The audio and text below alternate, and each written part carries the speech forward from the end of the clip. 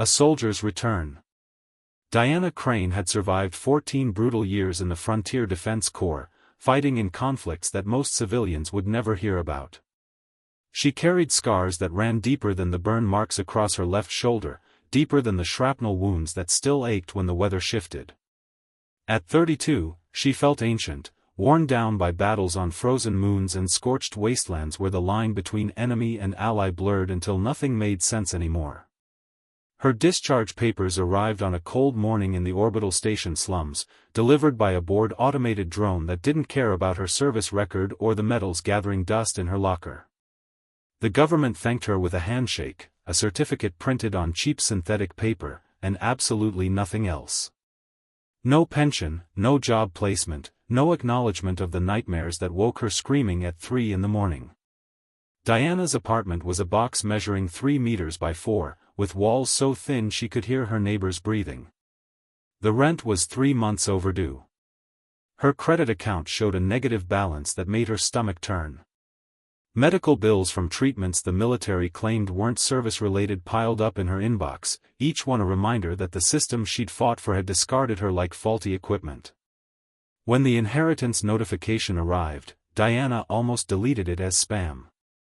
Her uncle Tobias Crane had been a ghost in family stories, a man who'd vanished into the colonial frontier 30 years ago and never looked back. Diana remembered meeting him once when she was 7, a tall man with weathered hands who smelled of engine oil and spoke in sentences that never quite finished. He'd given her a small metal toy shaped like a dragon, then disappeared before dinner was served. Now Tobias was dead, and Diana owned something called Ember Ridge Station on a planet designated as Paralis 4. The inheritance lawyer's artificial intelligence assistant explained the situation in a voice that managed to sound both cheerful and condescending. Paralis 4 was a failed colony world, abandoned after atmospheric processors malfunctioned and corporate investors pulled their funding.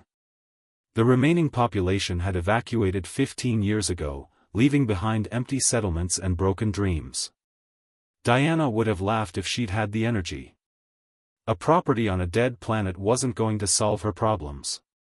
But then the AI mentioned the debt attached to the inheritance, and Diana's attention sharpened. Apparently, her uncle had owed money to several creditors, and those debts transferred automatically to his heir.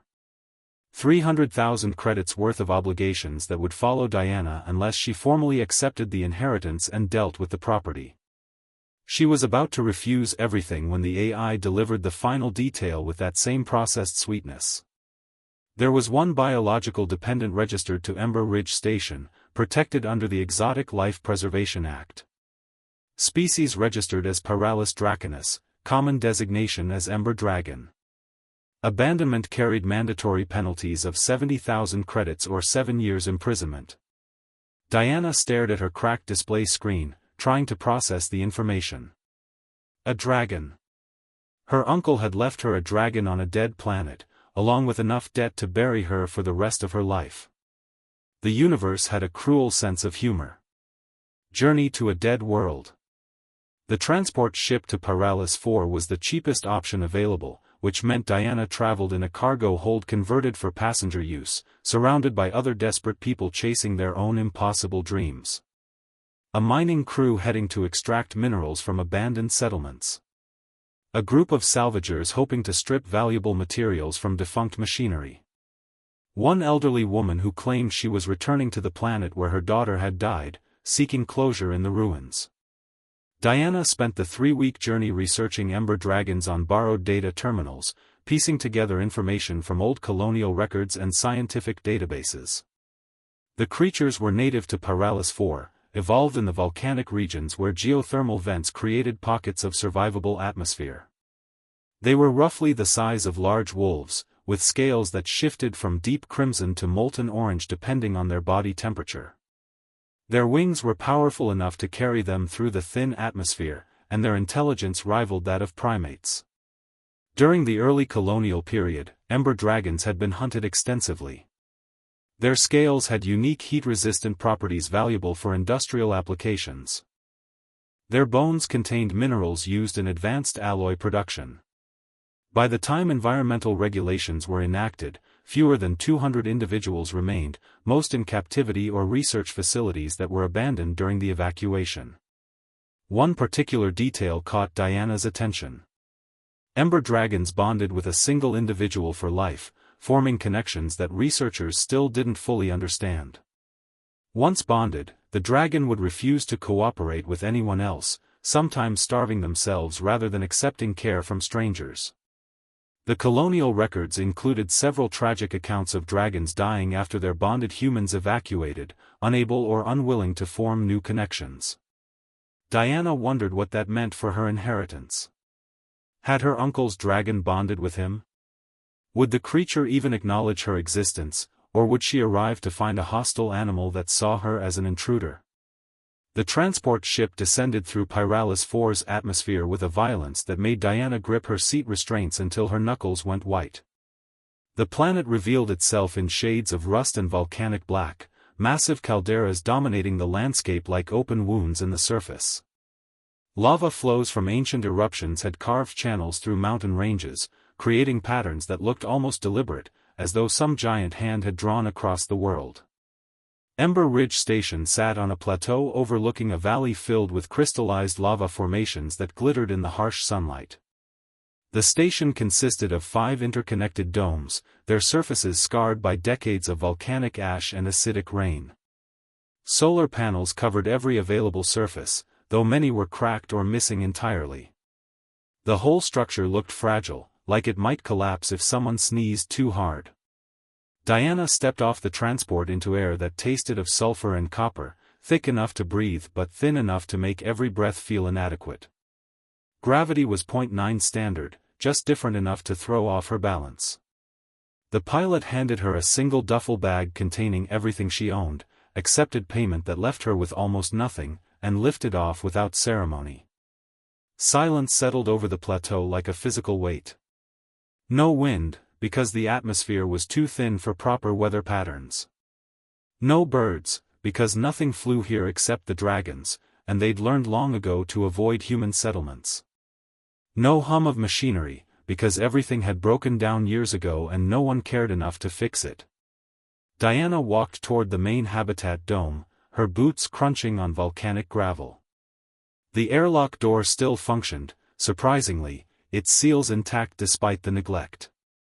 She cycled through, and the inner door opened with a hiss of equalized pressure. The interior smelled of recycled air, machine oil, and something else that made her combat instincts flare. Something alive, something predatory, something watching her with an intelligence that made the hair on her neck stand up. First contact.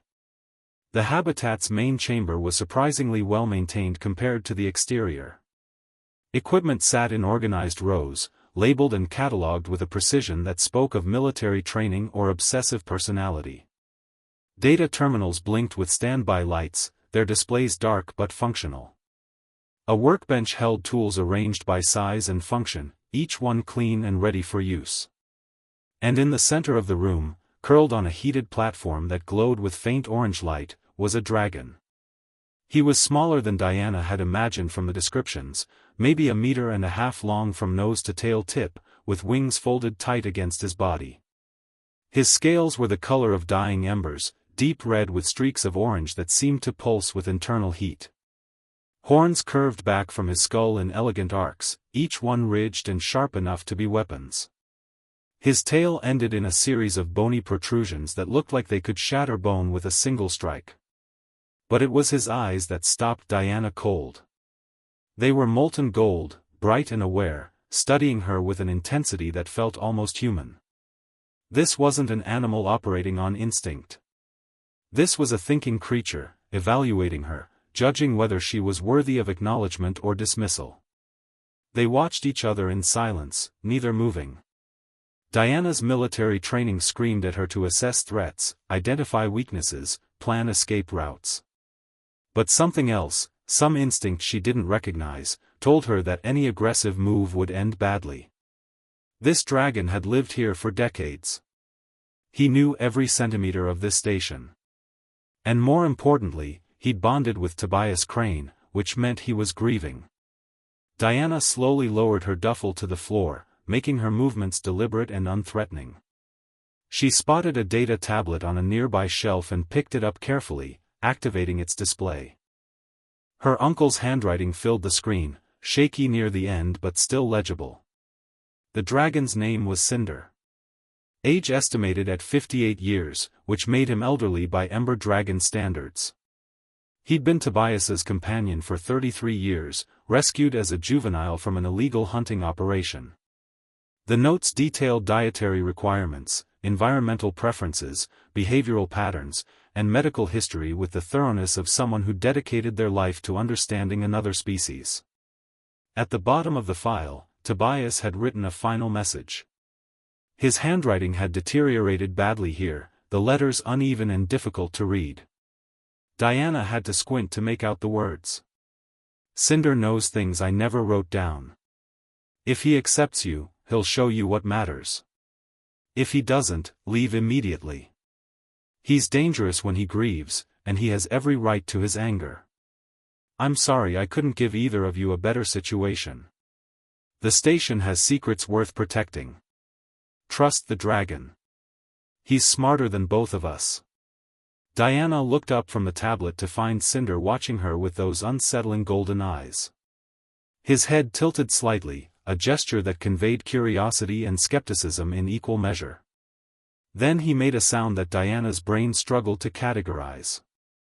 It wasn't quite a growl, not quite a vocalization, but a deep thrumming that she felt in her chest cavity rather than heard with her ears. Cinder uncurled slowly, revealing claws that clicked against the metal floor like knives on glass. He stretched, wings extending briefly to show the membrane between the bones, translucent and veined with patterns that looked almost like circuitry. Then he padded toward a door at the far end of the chamber, paused to look back at Diana, and made that thrumming sound again. The message was clear despite the language barrier. Follow me or stay ignorant. Your choice. Diana followed, because what else was there to do? She'd traveled 3 weeks to get here, spent her last credits on transport, and inherited a situation that made no sense. A dragon who'd outlived his human companion was leading her somewhere with purpose, and Diana's survival instincts told her that understanding that purpose might be the only thing keeping her alive on this dead planet. Cinder led her through connecting corridors that showed signs of careful maintenance, past storage rooms filled with supplies that should have run out years ago, toward a section of the station Diana hadn't seen in the initial layout schematics. The walls here were newer, reinforced with materials that looked military-grade. Security panels blinked with active status lights, powered by a source Diana couldn't identify. They stopped at a sealed door marked with warnings in multiple languages. Authorized personnel only. Biometric security active. Lethal force authorized for unauthorized entry.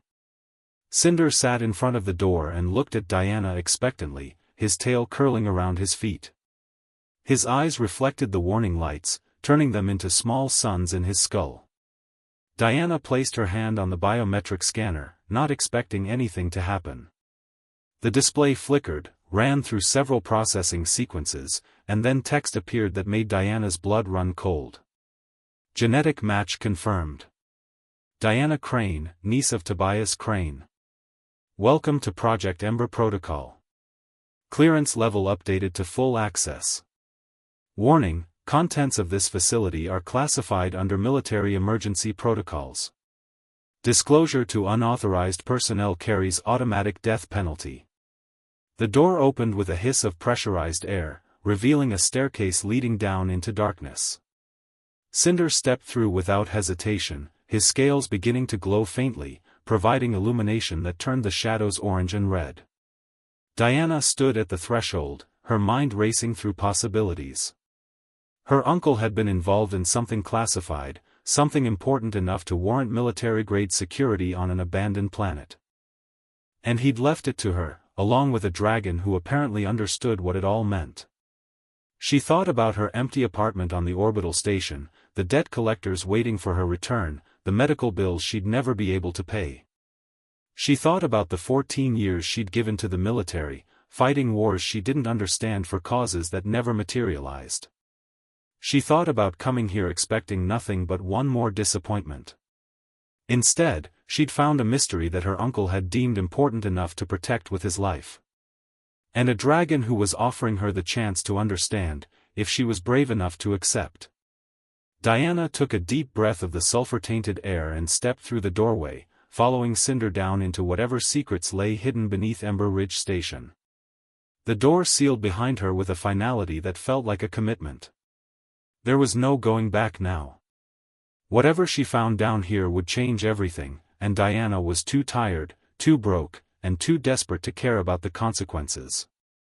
The staircase descended for what felt like forever, cutting through layers of volcanic rock that had been reinforced with synthetic materials. Emergency lighting strips activated as they passed, creating a path of pale blue illumination that contrasted sharply with Cinder's natural glow.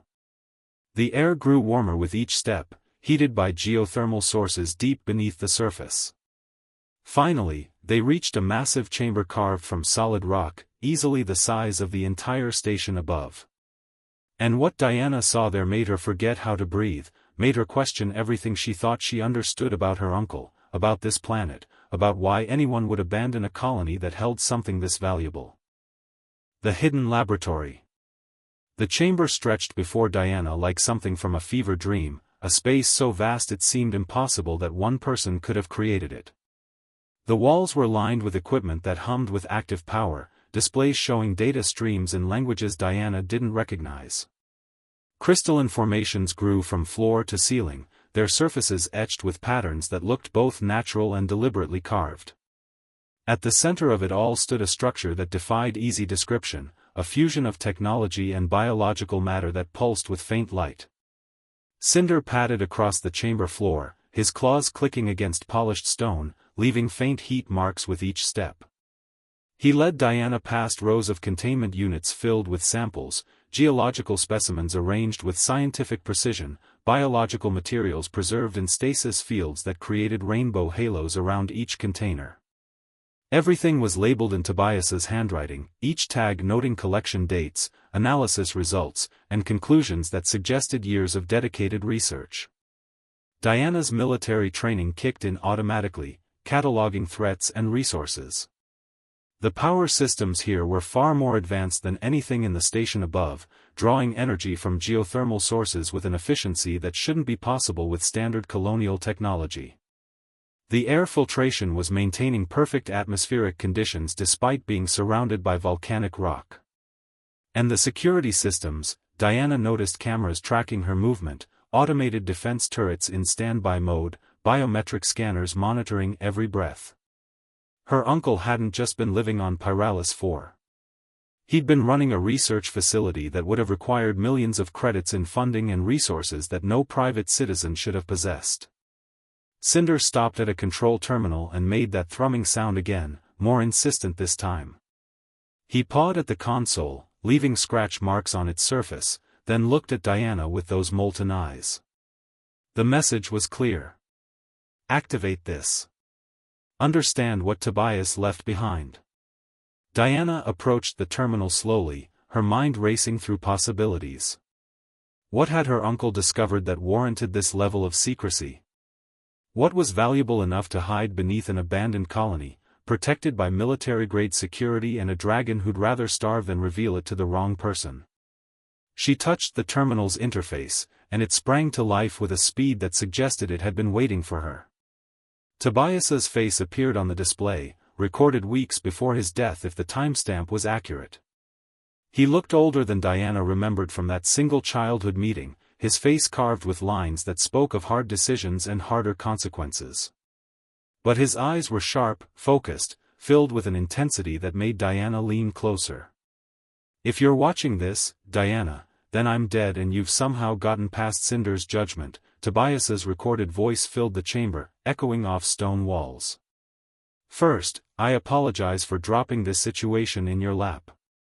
You didn't ask for it, and you certainly don't deserve the complications it's going to create.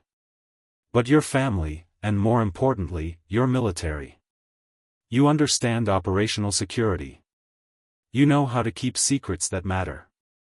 The recording paused as Tobias took a breath, his expression shifting to something Diana could only describe as haunted. Paralis 4 isn't a failed colony. It's a cover story, maintained by people with resources that dwarf anything you encountered in your military service. The atmospheric processors didn't malfunction. They were sabotaged. The corporate investors didn't pull funding. They were paid to leave. And the evacuation wasn't about protecting colonists from environmental collapse. It was about clearing the area so certain parties could control what I discovered. Diana felt her stomach tighten. Conspiracy theories were common among veterans, stories about hidden agendas and secret operations that explained why wars never quite ended the way they should. She dismissed most of them as paranoia, the mental gymnastics of people trying to make sense of senseless situations. But hearing it from her uncle, seeing the evidence surrounding her, made it impossible to dismiss. 28 years ago, I was working as a geological surveyor for Meridian Solutions Corporation, Tobias continued. Standard contract work, mapping mineral deposits and volcanic activity patterns. Boring stuff that paid well enough. But then I found something in the lava tubes beneath this plateau. Something that shouldn't exist. Something that changed everything I thought I understood about this planet's history. The display shifted, showing three-dimensional scans of underground structures. Diana recognized the geography immediately, the plateau where Ember Ridge Station sat, the valley below with its crystallized lava formations. But beneath it all, hidden in layers of cooled magma, were chambers and passages that formed patterns too regular to be natural. Geometric precision that spoke of deliberate construction, of intelligence and purpose and planning that predated human arrival by thousands of years. Paralis 4 had a civilization before we got here, Tobias said quietly. Not primitive. Not barbaric. Advanced enough to build structures that survived volcanic activity that should have obliterated everything.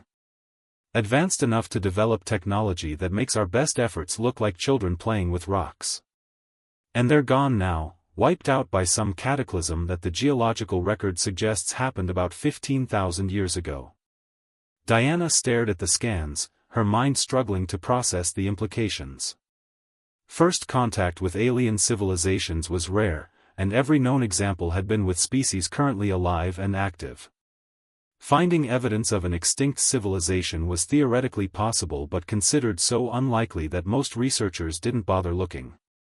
The galaxy was vast, and time had a way of erasing everything that didn't actively fight against entropy. I reported my findings to Meridian Solutions. Tobias's expression darkened. Standard protocol, right? Significant archaeological discovery, notify the parent company, let the proper authorities handle it. Except the proper authorities turned out to be very interested in making sure nobody else knew what I'd found. Within a week, 3 different agencies were knocking on my door. Military intelligence. Corporate security. Government oversight committees that didn't officially exist. They all wanted the same thing. My silence, purchased or enforced. The recording showed Tobias's hands clenching, a flash of anger crossing his features. I refused, obviously. Naively thought I could appeal to scientific integrity, public interest, humanity's right to know about its own history. That lasted about 48 hours before someone tried to kill me. Made it look like an accident, faulty environmental suit during a routine survey. Would have worked too, except Cinder was there. The display shifted again, showing footage from what looked like a helmet camera. Diana watched as a younger Cinder, his scales brighter and his movements more aggressive, attacked 3 figures in tactical gear. The dragon moved like liquid fire, using his wings to create disorienting bursts of heated air, his claws finding weak points in armor with surgical precision. The attackers retreated, and Tobias's voice over the footage was breathless with shock and gratitude. Cinder saved my life that day, Tobias said as the recording returned to his face. He'd been following me during surveys, curious about the human poking around in dragon territory. We'd developed a rapport, nothing formal, just mutual respect between 2 intelligent species. But after the attack, something changed. He bonded with me, completely and permanently. Refused to leave my side. And that bond, Diana, gave me the protection I needed to continue my work. Tobias leaned closer to the camera, his voice dropping to something barely above a whisper. Ember dragons aren't just intelligent. They're connected to this planet in ways we're only beginning to understand. They navigate using geomagnetic fields we can't perceive. They sense seismic activity hours before our best instruments register tremors. And they remember. Not just individual memories, but something deeper. Something genetic. Cinder could lead me to places that hadn't been accessible for thousands of years, because somewhere in his species' evolutionary history, they'd been there before. The implications hit Diana like physical blows. If ember dragons had genetic memories of the extinct civilization, that meant their evolution had overlapped with the aliens' existence. It meant the dragons were living repositories of information about a culture that humanity had barely discovered. It meant that hunting them to near extinction wasn't just an environmental tragedy. It was the destruction of irreplaceable historical knowledge. I spent the next 30 years mapping the underground structures. Tobias's recording continued.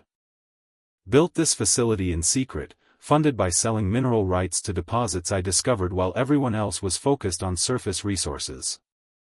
Cinder helped me access areas that would have been impossible to reach alone.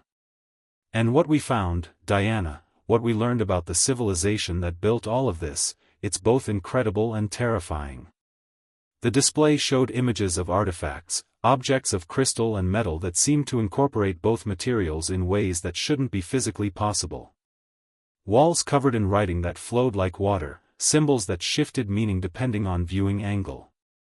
Chambers filled with equipment that still functioned after 15,000 years, powered by energy sources that Tobias admitted he didn't fully understand. The aliens called themselves the Paralis Accord, Tobias explained. At least, that's my best translation of the symbols they left behind.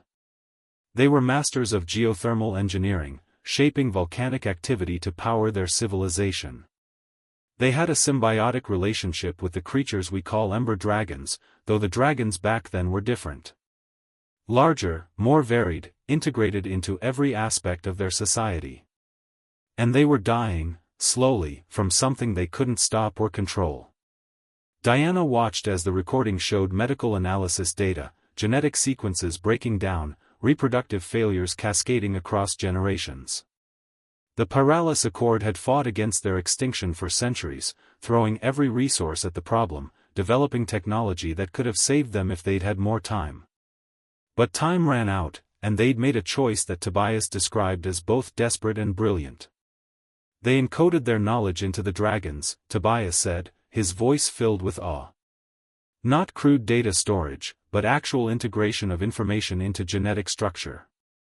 They altered the dragon's evolutionary trajectory, ensuring that certain behaviors and instincts would carry forward fragments of their civilization. The ember dragons aren't just animals, Diana. They're living libraries, carrying memories of a dead culture in patterns we're only now learning to read. The screen showed Cinder in various stages of interaction with alien artifacts, the dragon responding to symbols and sounds with behaviors that seemed almost ritualistic. Tobias's voice narrated the experiments, documenting how specific stimuli would trigger responses that provided access to sealed chambers, activated dormant technology, revealed information that had been hidden for millennia. Meridian Solutions realized what I'd discovered about 5 years ago. Tobias's expression hardened. I'd gotten sloppy, left traces in my data transmissions that their monitoring systems flagged. They came back, not with assassins this time, but with legal threats and financial pressure. Tried to claim ownership of my research, my findings, everything. But I'd anticipated that. Transferred all critical data to isolated systems here in the facility. Established the inheritance protocols that would pass everything to someone I trusted to handle it properly. Diana felt the weight of responsibility settling on her shoulders like armor that didn't quite fit. Her uncle had chosen her not because they were close, they'd barely known each other, but because her military background meant she understood operational security. Because her circumstances meant she was desperate enough to take risks. Because she had nothing left to lose and everything to gain. If you're watching this, Diana, you have a choice to make, Tobias said, his recorded eyes seeming to look directly through the screen into her soul. You can seal this facility, walk away, and try to sell the surface station for whatever value it might have. That choice comes with the knowledge that everything I spent 30 years protecting will eventually be discovered by people who'll use it for profit rather than understanding. Or you can accept what I'm offering. Full access to my research, control of this facility, and partnership with Cinder if he accepts you. The recording paused, and Tobias's expression softened slightly. The second choice comes with significant danger. Meridian Solutions knows I'm dead, which means they'll be sending people to investigate what I left behind. And they're not the only ones interested.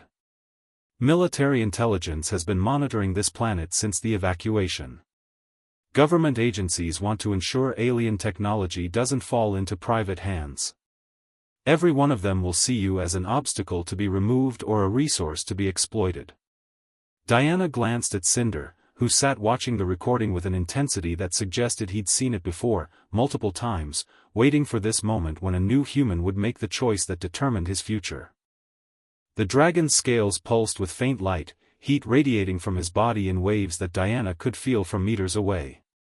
But if you choose to continue my work, Tobias continued, you'll have resources I've spent decades accumulating. Financial accounts that Meridian Solutions doesn't know about, established through shell companies and anonymous transactions. Contacts in the scientific community who can help verify findings without compromising security. And most importantly, you'll have Cinder. A partner who's protected this knowledge for longer than either of us has been alive, who understands more about the Paralis Accord than any human ever will. The recording showed one final image, a three-dimensional rendering of the complete underground structure. It was massive, stretching for kilometers in every direction, chambers and passages forming a network that Diana's military mind immediately recognized as strategic in design. This wasn't just a city or research facility. This was a fortress, built to protect something valuable enough that an entire civilization had poured resources into its defense. At the center of the structure is what I call the archive, Tobias said quietly. I've spent 30 years trying to access it, and I've barely scratched the surface. The Paralis Accord locked it behind security protocols that require Ember-Dragon interaction, specific genetic markers, and knowledge I simply don't possess. But you, Diana, you have something I didn't. You're younger, trained in tactical analysis, and you're not burdened by the mistakes I made early in my research. If anyone can unlock what they left behind, it's you and Cinder working together. The recording ended with Tobias's face filling the screen one last time, his expression a mixture of hope and regret. I'm sorry I couldn't give you a simpler inheritance, a trust fund or a comfortable retirement. But what I'm offering is worth more than money. It's the chance to understand a civilization that achieved things we're still struggling toward. It's the opportunity to preserve knowledge that could reshape humanity's understanding of itself. And it's the responsibility to ensure that knowledge is used wisely. Good luck, Diana. Trust the dragon. He knows what matters. The display went dark, leaving Diana alone in the vast chamber with Cinder and the weight of decisions she'd never expected to face. The dragon made that thrumming sound again, softer this time, almost questioning. He patted closer, stopping just within arm's reach, his golden eyes reflecting the ambient light from the equipment surrounding them. Diana looked around the facility, taking in the decades of research, the artifacts that represented a dead civilization's final attempt at immortality, the technology that her uncle had spent his life protecting from people who would exploit it. She thought about her empty apartment, the debt collectors, the military that had used her up and discarded her. She thought about the choices that had led her here, to this moment, standing in a hidden laboratory on a dead planet with a dragon waiting for her decision. There was no real choice, not really. She'd come here with nothing and found something that mattered more than her personal problems. Her uncle had trusted her with secrets that could change everything, and Diana Crane had never walked away from a mission, no matter how impossible it seemed. She reached out slowly, carefully, and placed her hand on Cinder's head, feeling the heat radiating from his scales, the solid reality of a creature who'd outlived his bonded human and chosen to continue protecting what they'd built together. The dragon's eyes closed briefly, and Diana felt something shift in the air between them, a connection forming that she didn't understand but couldn't deny. "All right," Diana said quietly, her voice echoing in the chamber. "Let's figure out what they left behind. You and me, partner. Whatever it takes." Cinder's eyes opened, and for the first time since Diana had arrived, his expression changed. The skepticism faded, replaced by something that looked almost like relief. He made that thrumming sound again, louder and more complex, a pattern that Diana's brain tried to categorize as language even though she knew that was impossible. The dragon turned and padded toward the far end of the chamber, where the equipment grew denser and the crystalline formations created patterns that hurt to look at directly. Diana followed, and as she did, the facility seemed to wake up around her. Displays activated showing data streams that had been dormant. Lighting systems brightened to reveal details she'd missed in the initial survey. And somewhere deep below, machinery hummed to life with a sound that felt like ancient gears finally meshing after centuries of waiting. Diana Crane had inherited a dragon, a secret facility, and the accumulated knowledge of a dead civilization. She'd also inherited enemies who would stop at nothing to claim what her uncle had protected. But as she followed Cinder deeper into the hidden heart of Paralis 4, Diana felt something she hadn't experienced in years. Purpose. Direction. A reason to keep fighting when everything else had tried to convince her to give up. And maybe, just maybe, the chance to matter in a way that transcended her own survival. The real work was about to begin. Cinder's eyes opened, and for the first time since Diana had arrived, his expression changed. The skepticism faded, replaced by something that looked almost like relief. He made that thrumming sound again, louder and more complex, a pattern that Diana's brain tried to categorize as language even though she knew that was impossible. The dragon turned and padded toward the far end of the chamber, where the equipment grew denser and the crystalline formations created patterns that hurt to look at directly. Diana followed, and as she did, the facility seemed to wake up around her. Displays activated showing data streams that had been dormant. Lighting systems brightened to reveal details she'd missed in the initial survey. And somewhere deep below, machinery hummed to life with a sound that felt like ancient gears finally meshing after centuries of waiting.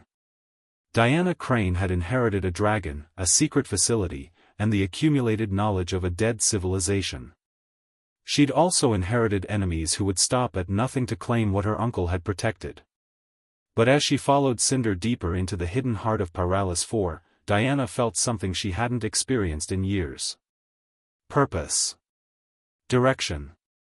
A reason to keep fighting when everything else had tried to convince her to give up.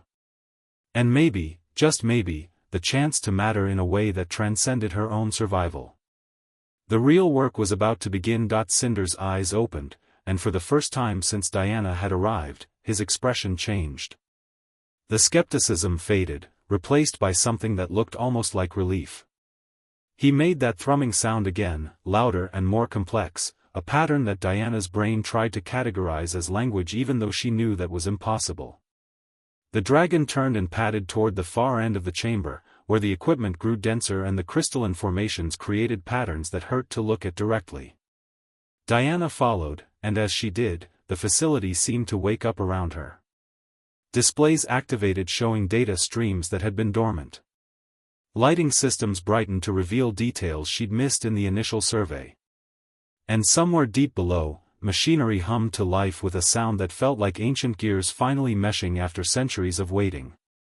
Diana Crane had inherited a dragon, a secret facility, and the accumulated knowledge of a dead civilization. She'd also inherited enemies who would stop at nothing to claim what her uncle had protected. But as she followed Cinder deeper into the hidden heart of Paralis 4, Diana felt something she hadn't experienced in years. Purpose. Direction. A reason to keep fighting when everything else had tried to convince her to give up. And maybe, just maybe, the chance to matter in a way that transcended her own survival. The real work was about to begin.